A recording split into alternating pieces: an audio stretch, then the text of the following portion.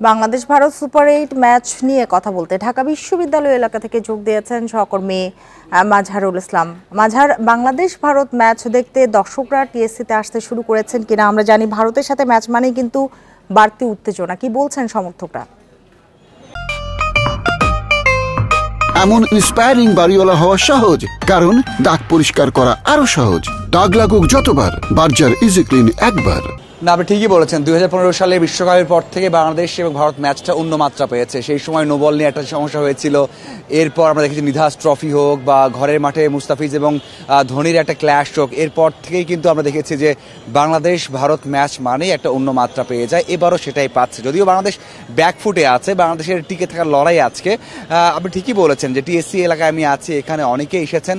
যদিও খেলা আরও 1-1.5 ঘন্টা পর শুরু হবে, সেই জন্য কিন্তু খুব একটা সমর্থক এখন দেখা যাচ্ছে না, কারণ ঢাকা বিশ্ববিদ্যালয়ের সেই শিক্ষার্থীগুলো চলে এসেছেন। সাথে বিশেষ করে ম্যাচের টাইমিংটা আজ খুব ভালো, দুর্দান্ত টাইমিং। যখন এই রাতে খেলা বা সন্ধ্যায় খেলা তখন দর্শক বেশি থাকে।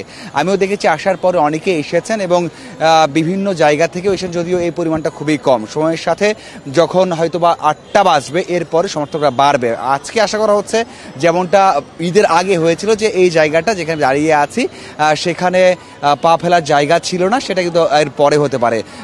অবশ্যই দর্শকের আগ্রহটা অনেক বেশি রয়েছে। আপনি যেটা বলছেন যে আমি কথা বলেছি অনেকের সাথে, তারা এই ম্যাচ নিয়ে অনেক বেশি আগ্রহ দেখাচ্ছে এবং বলছেন যে এই ম্যাচটা বাংলাদেশ দল জিততে পারে, কারণ তারা যখনই ভারতের এগেনস্টে খেলে তখন কিন্তু একটা আলাদা স্পৃহা কাজ করে, আলাদা মোটিভেশন কাজ করে।